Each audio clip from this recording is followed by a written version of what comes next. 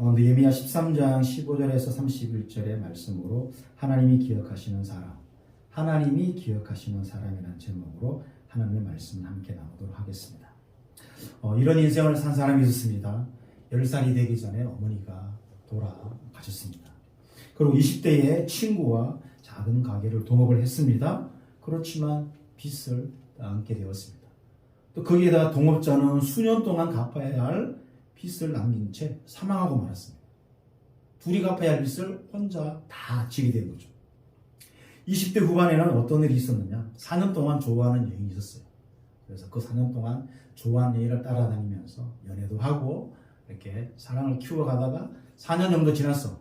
그 여인에게 저와 결혼해 주십시오 했지만 그 여인이 단칼에 거절해버리고 말았습니다. 그리고 30대에는 정치에 관심이 있어서 이제 정계에 진출하게 됩니다. 그래서 국회의원 선거에 계속해서 이제 나가보았지만 3번이나 낙선합니다. 그리고 3번의 낙선 후에 당선되었지만 2년 후에 재선에서 또 떨어지고 말았습니다. 거기에 40대 초반에는 결혼해서 소중한 아들이 있었는데 40대 초반에는 그 아들이 죽고 말았습니다.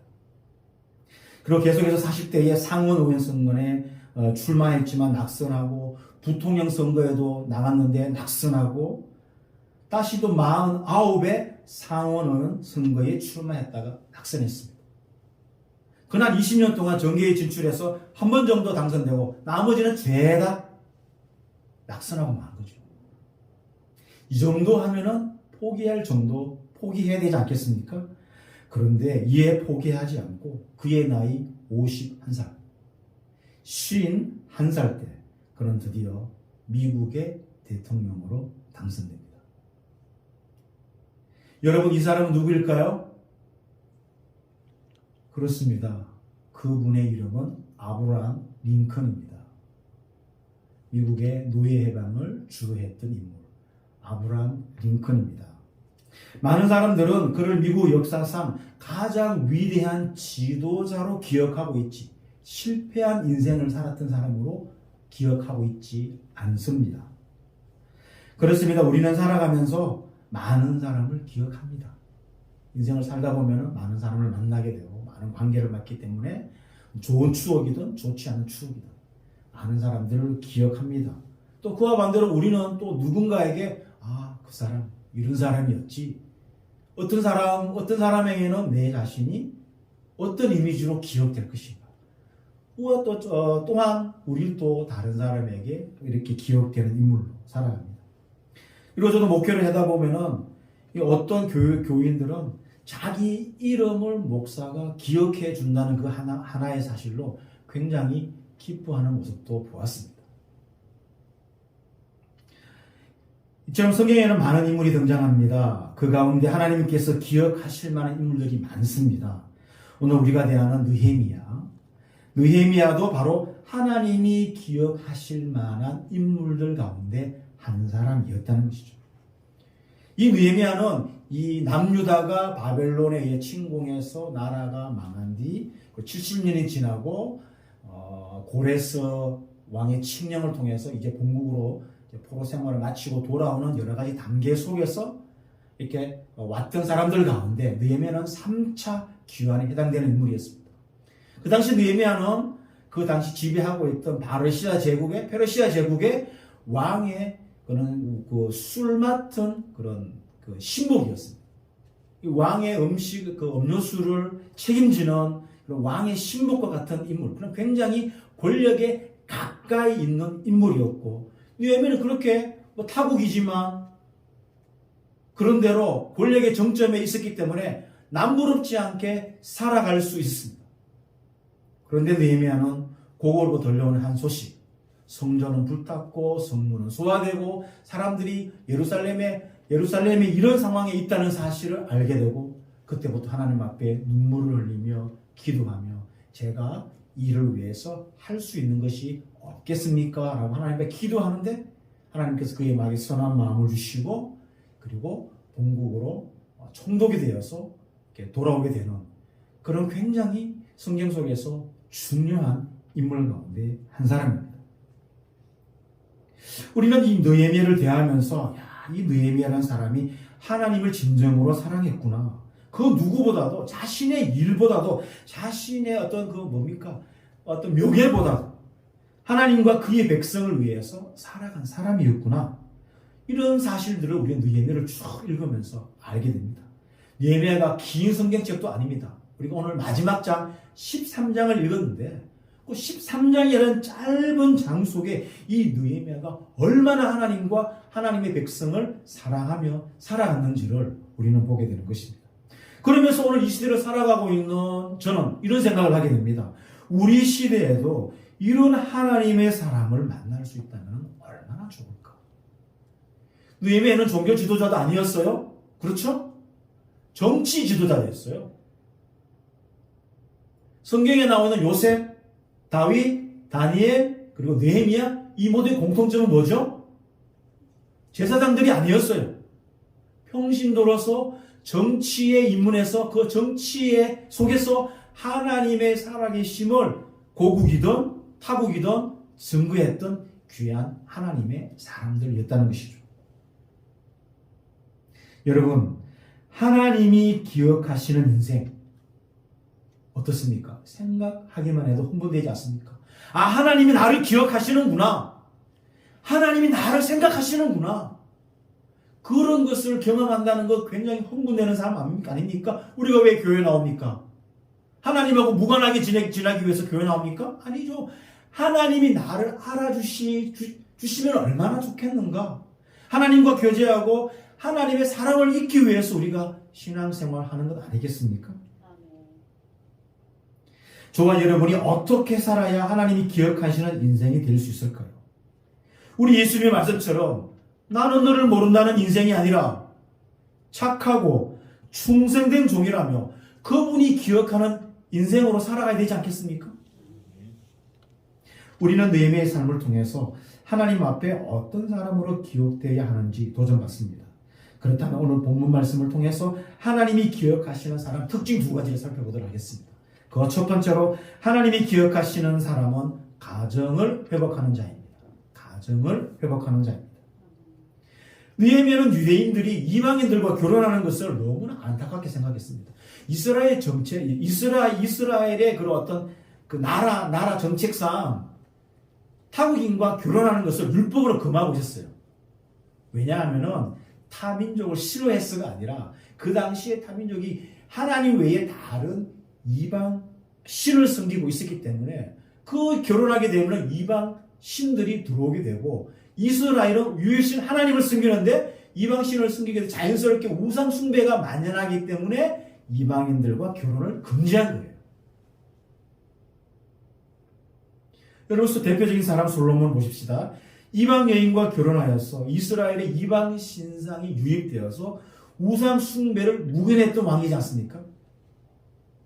결국 이것 때문에 북이스라엘과 남유다가 찢어지는 그런 불상사가 일어난 단초를 제공했던 인물이 솔로몬이었습니다. 느헤미야도 백성들에게 이런 예를 들어서 경고하였습니다. 그럼에도 말을 듣지 않는 사람들이 있었던 거죠.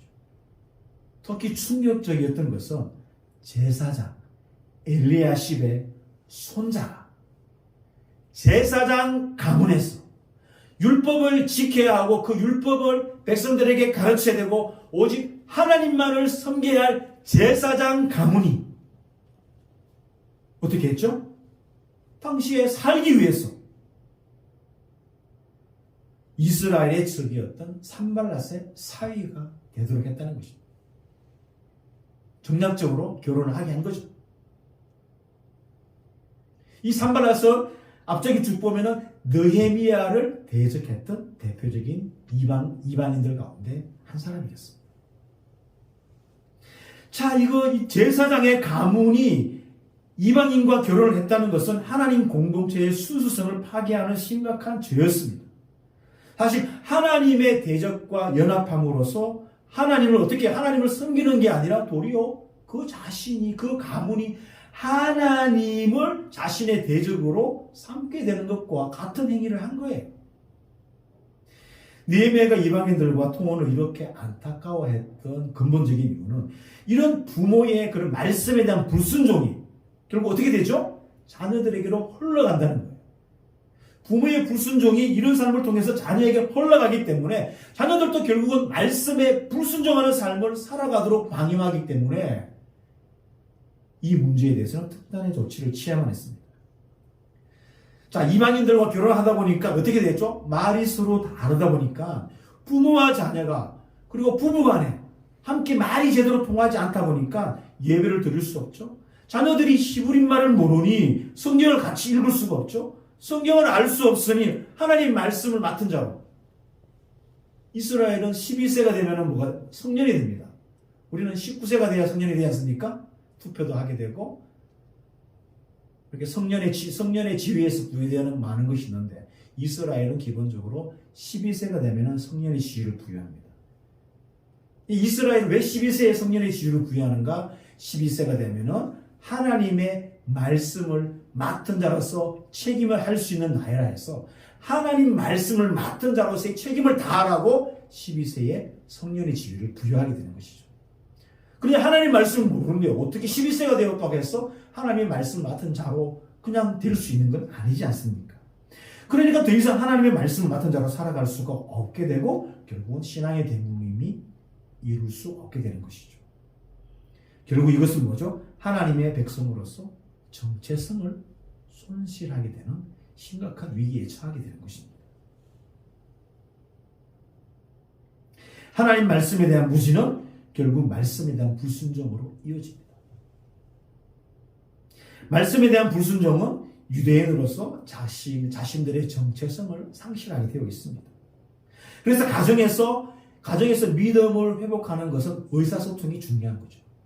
함께 사용하고 있는 영적 언어가 같아야 한다는 것입니다. 가정에서 사용하는 영적인 언어가 같아야 가정을 믿음으로 세워나갈 수가 있는 것입니다. 그래서 가정에서는 믿음의 언어가 소통되어야 되는 거죠. 부부 간에, 부모와 자녀 간에. 이런 영적인 언어가 소통되어야 된다는 거죠. 근데 이게 안 되다 보니까 느헤미야는 심각한 문제를 여기에서 발견하게 되는 것입니다. 한국도 지금 다민족 사회가 되어가고 있습니다. 시골 지역에 특별히 외국에서 온 그런 외국 여성들이 이제 결혼하기 위해서 이제 많이 옵니다. 많이 들어왔죠, 그죠? 많이 들어왔습니다. 엄마가 외국인인 가정이 늘어나고 있습니다.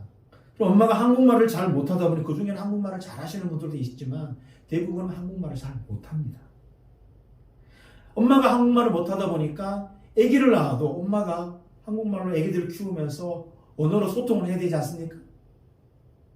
아기는 못 알아들어도 어머니는 말로서 계속 아기하고 소통하지 않습니까? 그러니까 자녀들도 모국어 구사 능력이 떨어지죠. 엄마가 한국말을 못하게 되면 자녀들도 한국말을 못하게 됩니다. 잘 못합니다. 지능은 말을 함으로써 지능이 발달됩니다. 말을 못하니까 지능이 발달하지 못하게 되는 거죠. 또 엄마와 자녀가 소통이 제대로 되지 않다 보니 많은 자녀들이 정서적으로 취약해집니다. 부모로부터 엄마로부터 받아야 할 사랑이 있는데 그걸 잘 못 받게 되는 거죠. 남편과 부인 사이에도 대화가 잘 이루어지지 않으니 외국인 부인이 상대적으로 정서적으로 굉장히 남편으로부터 단절을 경험하게 됩니다. 이런 가정에서 자라나는 아이들이 정서적으로 건강하게 자라지 못할까 봐 걱정입니다.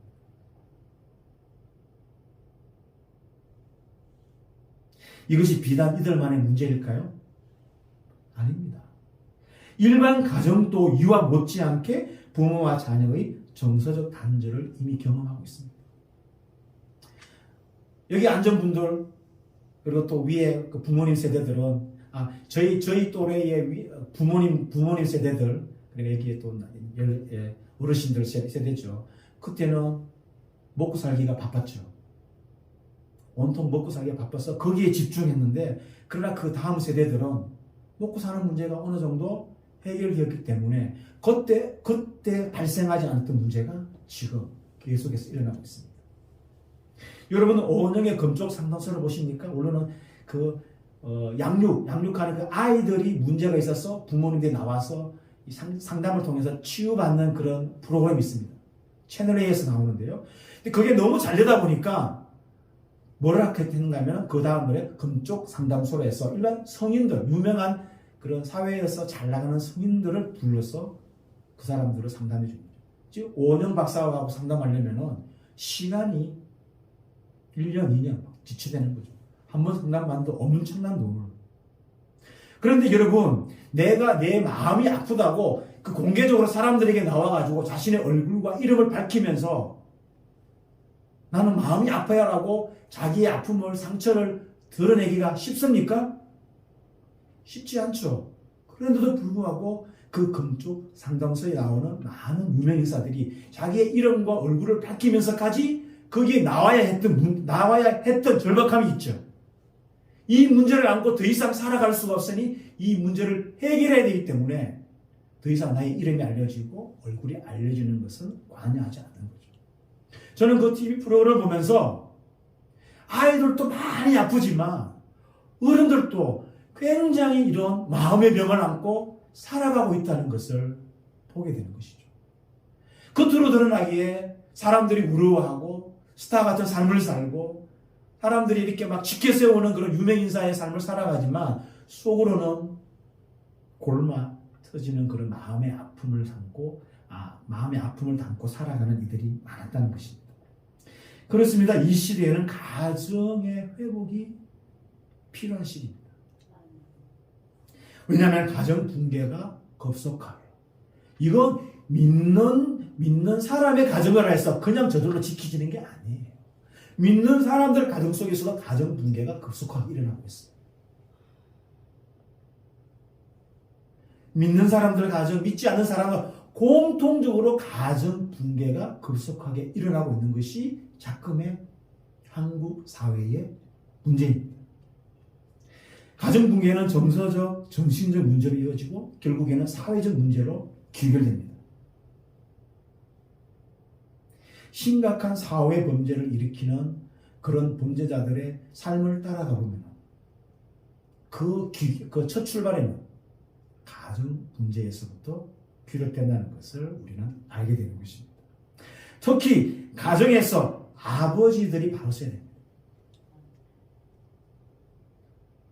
그 금쪽 상담소에 나와서 대부분 그 상처 입은 그 이야기를 하는데 대부분 어디서 입었겠어요? 바깥에서? 타인에서? 아닙니다. 가정에서 부모님들로부터 받은 상처. 대부분 또 부모님들 가운데 누구? 엄마? 엄마 얘기는 거의 없습니다. 아빠, 아버지.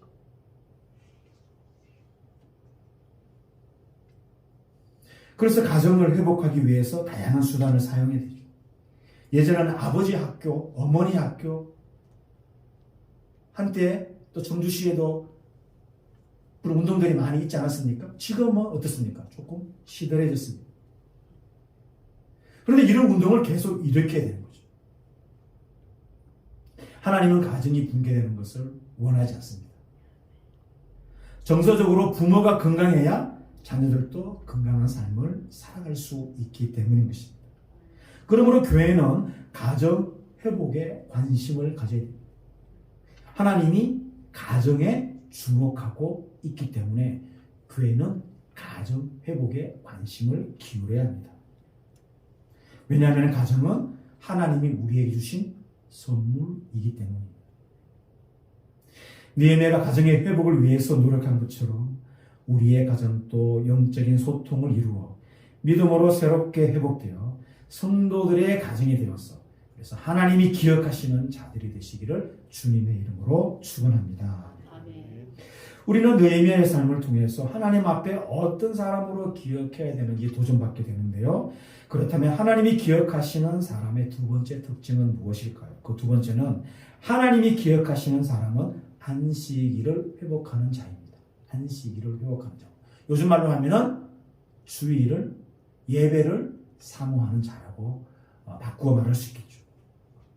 그런데 오늘 우리가 본문을 통해서 우리의 가슴을 답답하게 하는 것은 무엇입니까? 이스라엘 백성들이 안식일을 지키겠다고 이 13장 이전에 11장, 12장 이렇게 넘어오면서 자기들이 자발적으로 우리는 이제부터 하나님 앞에 안식일을 지키겠습니다. 어떤 경우가 있더라도 우리는 안식일을 지키며 살아가겠습니다. 그렇게 약속을 했습니다. 그래서 느헤미야가 일이 있어서 왕이 있는 페르시아로 잠시 떠났어요. 떠났다가 다시 돌아와 보니 곳곳에서 안식일을 지키지 않는 모습을 보았죠. 유대인들이 버젓이 안식일에 장사를 하고 유대인이 상거래를 하니까 그 중에 섞여 사는 이방인들도 당연히 안식일에도 장사해야 되는구나. 그럼 나도 장사해야지. 특별히 두로는 저기 해안가에 사는 사람이지 않습니까? 거기서 물고기를 가져다가 또 팔고 다양한 물건을 팔고 안식일에 상거래 행위가 만연된 거예요. 이 일이 일어난 지 채 1년, 2년 안 되는 사이에 이런 일이 발생하고 말았다. 느헤미야가 잠시 자리를 비운 사이. 여러분, 우리가 여기서 깨달을 수 있는 것은 우리가 하나님께로부터 받은 은혜의 유효 기간이 있다는 것. 우리가 어떤 가게에 가서 물건을 사면 항상 뭘 살펴보죠? 유효 기간을 살펴보지 않습니까? 가급적이면 유효 기간 안에 들어있는 그런 건강한 제품을 우리가 먹으려고 하는 거죠. 그런데 우리가 하나님께로부터 받는 은혜도 유효 기간이 있다는 겁니다. 우리가 하나님으로부터 큰 은혜를 받았어요. 그 한 번 큰 은혜 받았다고 해서 그 은혜 한 번 받은 걸로 평생을 살아갈 수 있겠습니까? 여러분, 출애굽기를 보면 이스라엘 백성들이 하나님으로부터 은혜를 한 번 받았습니까? 성경은 뭐라고 그러죠? 10번 넘게 내가 하나님의 살아계심을 보여주었는데도 너희들은 나를 거역했다. 이렇게 얘기하고 있습니다. 그러니까 우리가 신앙생활을 하면서 한 번 큰 은혜 받은 그것만으로 앞으로 남은 인생을 살아가겠다고 생각해서는 큰 오산이라는 거죠. 은혜는 유효 기간이 있습니다. 그 은혜를 기반해서 계속적으로 하나님의 은혜를 사모하며 그 은혜를 덧입으면서 살아가야 우리가 하나님 앞에 바른 신앙생활을 할 수 있다는 것이죠. 예루살렘으로 돌아온 느헤미야는 백성들이 안식이 일을 하고 상거래 행위가 예루살렘에 만연한 것을 보았습니다. 사실 느헤미야는 총독이지 않습니까? 총독이라면 나라 경제가 어떻게 원활하게 잘 돌아갈 수 있도록 해야 될 책임이 있죠. 그러니까 안식일의 장사행위, 즉 경제 행위를 용납해 주어서 예루살렘 경제가 원활하게 잘 돌아갈 수 있도록 그렇게 조치를 해도 되었습니다. 그러나 순간적인 이득을 취함으로써 보다 근본적인 것을 잃고 싶지 않았습니다.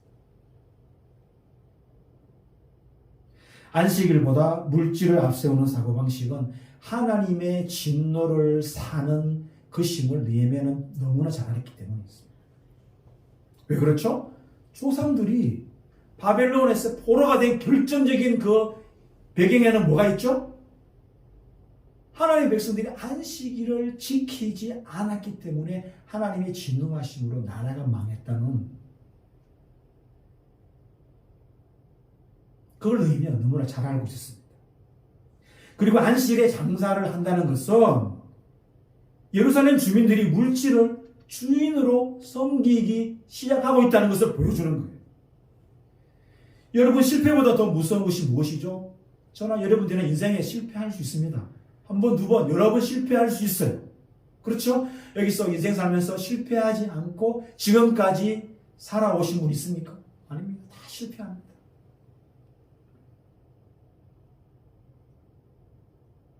실패보다 더 무서운 것은 그 실패에서 아무것도 배우지 아니하는 것. 내가 왜 실패했는가? 그 실패를 통해서 배워야 되는데 배우지 않고 또 그 실패를 반복한다면 그건 너무나 뼈아픈 일이라는 거죠. 느헤미야에게 있어서 바로 안식일은 민족이 멸망당한 결정적인 이유였습니다. 그래서 느헤미야는 무슨 수단을 동원해서라도 안식일을 다시 회복시킬 이유가 있어야 했던 것이죠. 여러분, 에릭 리들이라는 사람이 있습니다. 이 이 사람은 영국 대표로 1924년 제8회 파리 올림픽의 100m 육상 경기 금메달 우승 후보였습니다. 출전하게 됩니다.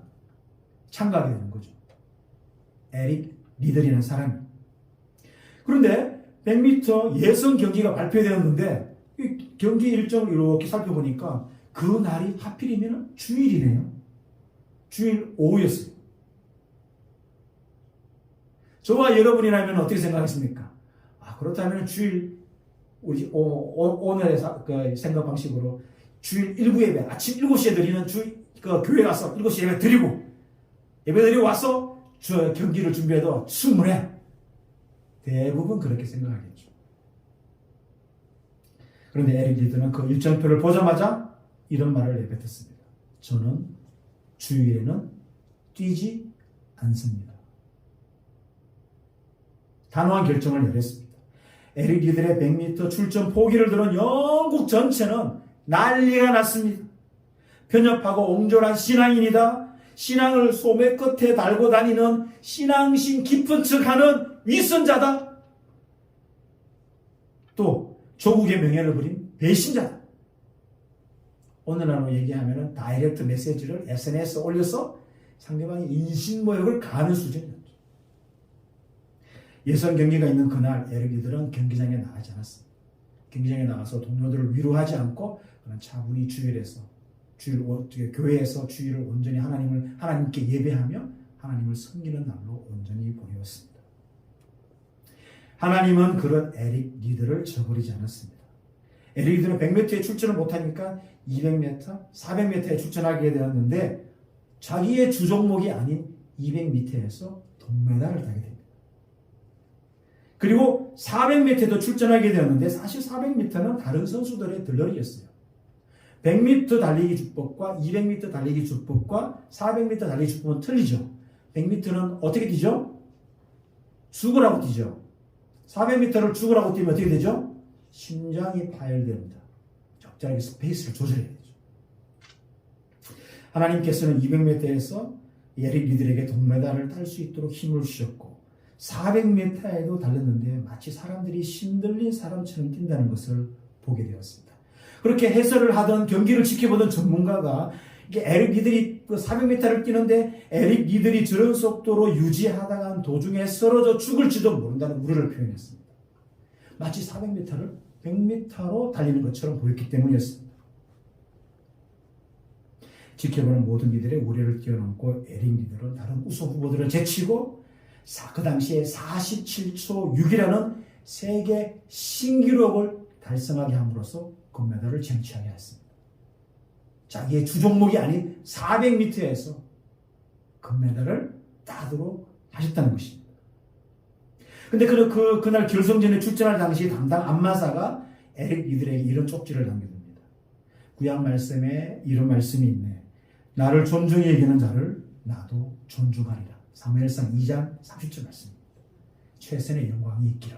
이렇게 에릭 리들을 격려하는 쪽지의 말씀을 성경 말씀을 적어서 에릭 리들에게 전달해 주었다는 것입니다. 그럼 나중에 400m 우승의 비결을 묻는 기자들에게 이렇게 대답했다고 합니다. 처음 200m는 제 자신의 힘으로 최선을 다해서 뛰었습니다. 그리고 나머지 200m는 주님의 도우심으로 빨리 달릴 수 있었습니다. 그런 주일은 자기를 위한 날이 아니고 주님을 위한 날인 것을 알았습니다. 그리고 이런 올림픽에서 금메달을 수상했을 뿐만 아니라 그는 나중의 삶을 중국 선교를 위해서 살다가 하나님의 부르심을 받은 자였습니다. 그래서 우리는 그 에릭 리들을 가리켜 하나님을 위해서 살아간 불의 전차로 기억하고 있습니다. 여러분 성경 속에서 불의 전차 누가 탔죠? 엘리야 한 사람이었습니다. 그 엘리야에 빗댈 만큼 하나님의 불의 전차라는 그런 별명을 가지고 살아갔던 인물이 에릭 리들이었습니다. 안식일을 회복시킨 느헤미야, 주일을 성수했던 에릭 리들. 하나님께서 이들을 어찌 아끼지 않았겠습니까? 예배를 최우선 순위로 삼고 주일을 성수하고 하나님을 전심으로 만나려고 하는 것. 이건 저나 여러분들이나 우리의 인생에도 똑같이 중요한 일이에요. 주일을 지킨다는 것은 무엇입니까? 예배를 사모한다는 거예요. 예배는 뭐죠? 하나님을 만나는 거예요. 그 만남을 소중히 여기는 것. 예배는 소중한 거예요. 여러분, 우리 인생에서 소중하고 가치 있는 것은 어떻게 되죠? 지켜야 되죠. 예수님 뭐라고 말했죠? 진주를 어디에 던지지 말라고? 돼지에게 던지지 말라고. 소중한 것은 소중하게 지키라고 예수님께서 우리에게 말씀해 주셨잖아요. 바로 이런 자들은 하나님께서 기억하고 이런 자들을 하나님께서 아끼신다는 거예요. 사랑하는 성도 여러분, 저와 여러분이 안식일을 회복하기 위해서 혼신의 힘을 다했던 느헤미야처럼, 저는 주일에는 달리지 않습니다라고 말했던 에릭 리더처럼 우리 삶에 예배의 회복을 위해서 몸부림쳐야 되지 않겠습니까? 그런데 느헤미야는 이 모든 일을 통해서 하나님께 충분히 보상을 요구하는 기도를 했을 수도 있을 텐데, 그는 이 모든 일을 마친 후 이렇게 기도합니다. 내 하나님이여, 이 일로 말미암아 나를 기억하옵소서. 내 선한 행위를 도말하지 마옵소서. 내 하나님이여, 나를 위하여 이 일도 기억하옵시고 주의 크신 은혜대로 나를 아끼시옵소서. 내 하나님이여, 나를 기억하사 복을 주옵소서. 이렇게 기도했어요.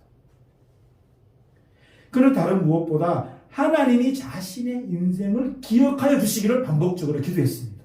왜 그렇습니까? 자신에게 있어서 하나님께서 기억하는 인생이 가장 복된 인생임을 알았기 때문이었습니다. 사랑하는 성도 여러분, 하나님이 기억하시는 사람은 가정을 회복하는 사람입니다. 하나님이 기억하시는 사람은 안식일을 회복하고 예배를 회복하고 소중하고 가치 있는 것을 지켜나가는 사람입니다. 저와 여러분의 인생이 느헤미야처럼 하나님이 기억하시는 사람이 되어 주님을 기쁘시게 하는 인생들로 살아가시기를 주님의 이름으로 간절히 축원합니다.